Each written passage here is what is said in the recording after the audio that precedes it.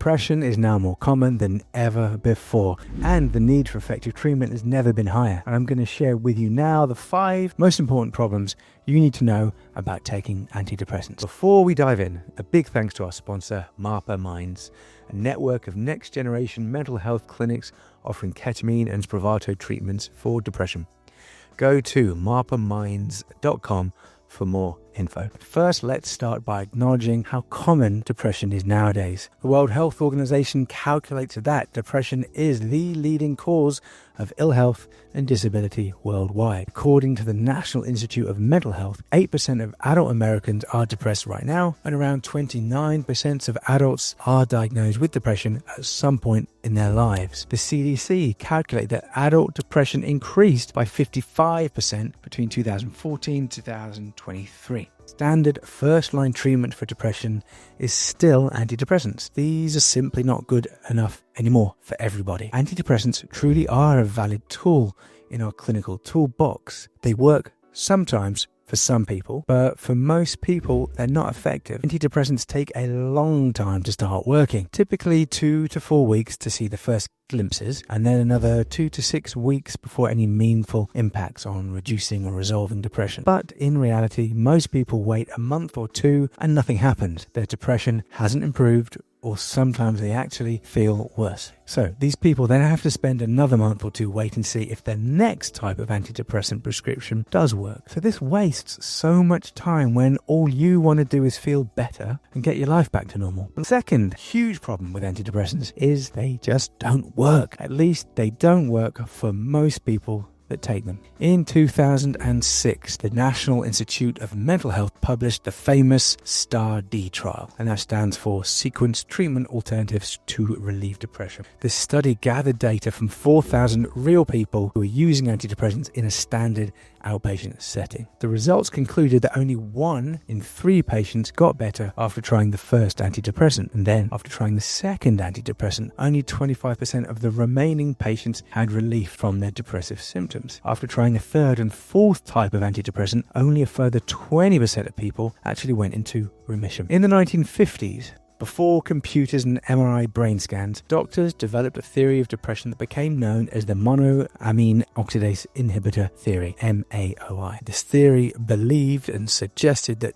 depression was a chemical imbalance caused by a deficiency in key neurotransmitters, especially serotonin. This then triggered an obsession with medicines that increased the levels of serotonin in the depressed brain. And then in 1987, when Prozac was approved by the FDA, that drug, Prozac, quickly became the cultural icon of the SSRI generation. Since then, billions of SSRI prescriptions have been issued globally, leading many mental health experts now to describe this overprescribing as an epidemic. Thankfully, in recent years, the accuracy of that original research data supporting the MAOI theory has been seriously questioned, and new research now shows that there's no causation between serotonin going up and depression going down. The MAOI theory of depression is no longer believed as fact. We can now therefore understand that depression isn't a chemical imbalance, and that's why non-SSRIs like Spravato and ketamine that focus on neuroplasticity, inflammation and stress-related brain changes, they're proving so effective. The fourth massive problem with antidepressants is they're extremely hard to stop once you start, and this is such a big problem. There's now even an official clinical term used by medical professionals to describe it: SSRI discontinuation syndrome. Many patients trying to taper down or just stop and deprescribe their antidepressants report the following side effects: dizziness, lightheadedness, brain zaps, sleep disturbances, irritability, anxiety, nausea, headaches, and fatigue. Antidepressants do work for some people some of the time, but whether they do or do not work, for many people, the experience of trying to stop is horrific. And the longer you take SSRIs, the more biologically and neurologically dependent on them you become, and the harder it is to ever stop. The fifth and final major problem of taking antidepressants is a high chance of negative side effects. Which means that even if you are lucky enough for SSRIs to work, it can come at the expense of other new, unwanted symptoms that they then create. Some of the most common side effects include gastrointestinal issues such as nausea, diarrhea or constipation, decreased sexual desire, weight gain, sleep disturbances,